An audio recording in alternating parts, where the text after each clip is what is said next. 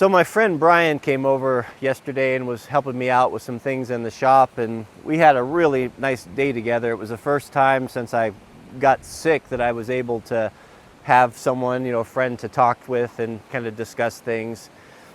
And being that I was kind of laid up, I spent a lot of time on the internet and a lot of time researching and following news and what's going on locally and across the nation, across the world. And the more that I see and the more that it just was I really find it to be depressing. It seems like those of us that are people of the book and people of faith are just taking L after L after L. It feels like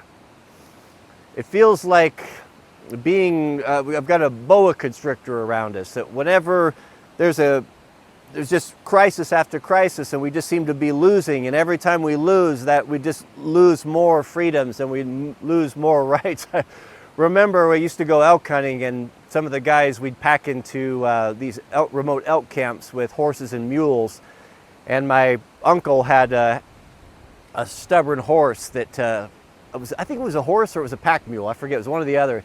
But when he'd put his, I forget what it's called, but it was a cross brace deal that was used for packing equipment on this mule. And that mule would take a deep breath when he'd go to cinch all this stuff up, and then he'd let that breath out, and then all of that rigging was loose, and he'd shake, and then pretty soon you'd see it rolling around, and it was a stubborn old thing. So this guy'd have to get out there and wait with that cinch strap, and he would wait till that mule couldn't hold its breath anymore, or horse, whatever it was, and he would pull it and pull it and pull it and just keep restricting to the point where he'd get it so tight the mule would finally run out of air, and it would get it set properly. And I think about that, and it feels like that's the way we are in this country. We just, no matter what happens or what decisions are made, it's just always a loss for us. It's been particularly difficult for me because when I see how much is against me and how big the opposition is and how small that I am, I start to become dismayed and losing hope, thinking, what can I do? I can't believe how compliant everyone is and how no one is pushing back and no one is resisting, and am I the only one? And it gets to be very discouraging. Well, I was going through the Old Testament and come again upon the story of the three Hebrew boys, Meshach, Shadrach, and Abednego. And I'll just paraphrase the story.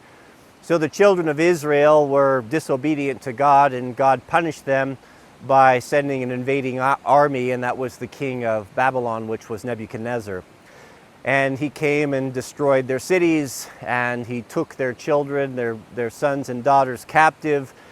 He specifically sought out some of the best and the brightest of the children of Israel, their children, these boys that were from the nobility.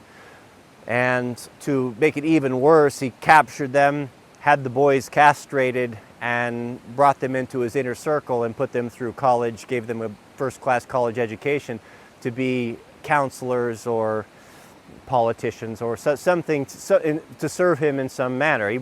Nebuchadnezzar was a pretty smart dude. He realized why waste intelligence when you can utilize it.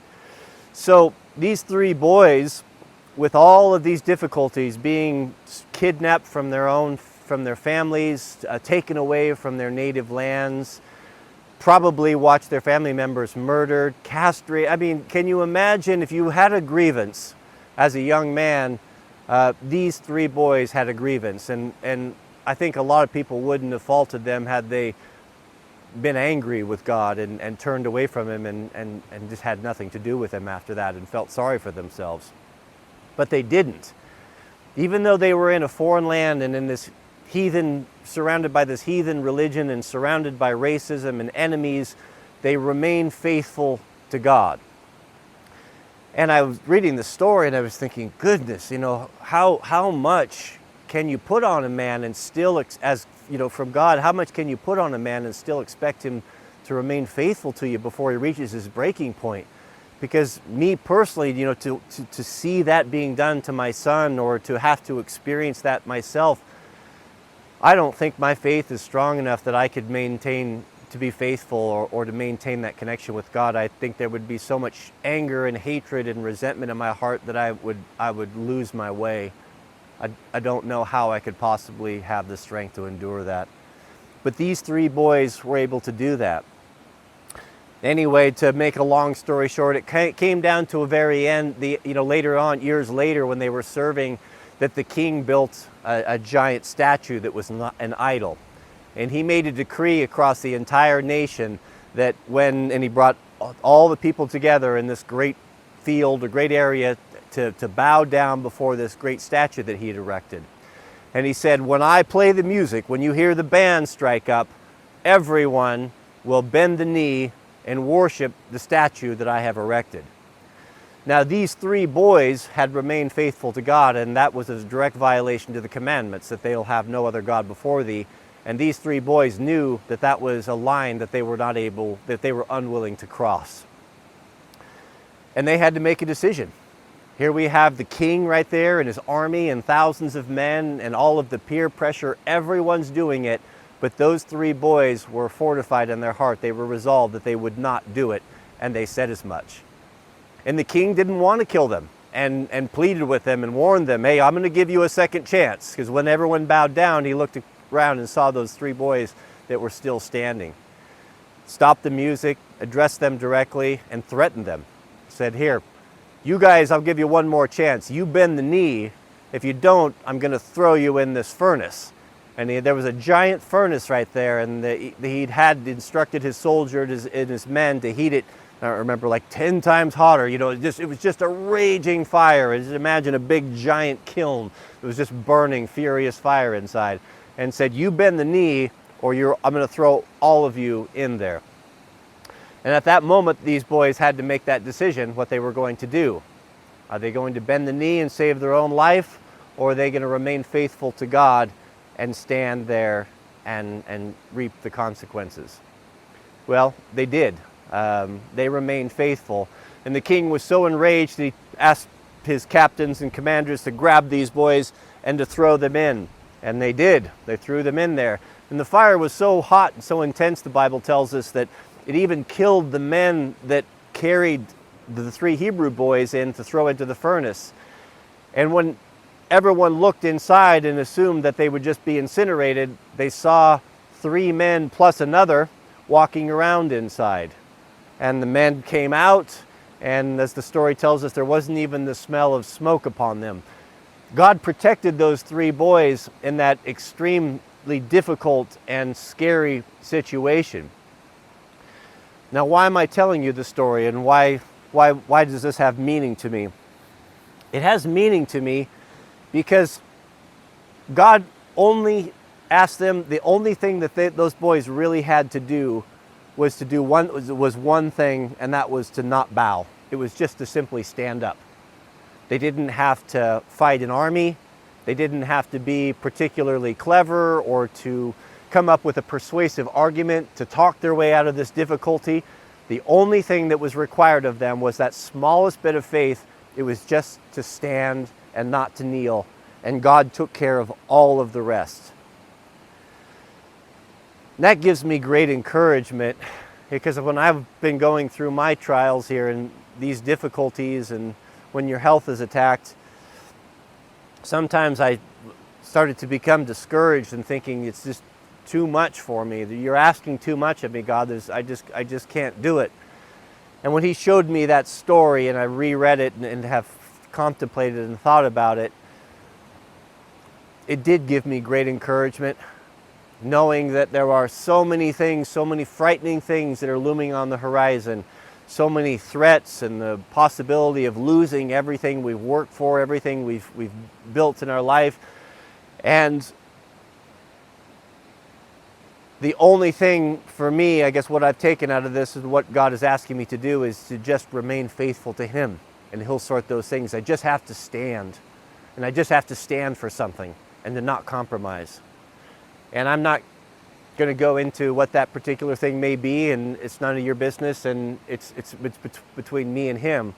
But I think you all know it when you see it, and I think all of you are going to have to make that decision as well. But when you find that you become discouraged and you think that there's just too much, that it's just insurmountable obstacles, that you don't have the resources, or you don't have the faith, or you don't have the strength or the courage to stand when this difficult time comes, when this decision has to be made, remember these old stories, that it was just the smallest bit of faith that a man has to show, and God will compensate for the rest. He's not going to allow you to be tempted more than you're able to resist, but He is going to allow you to be tempted.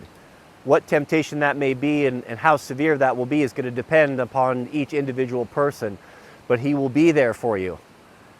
He will close the lions' mouths like He did with Daniel. He will defeat the invading armies and help Gideon defeat thousands with a mere 300 men.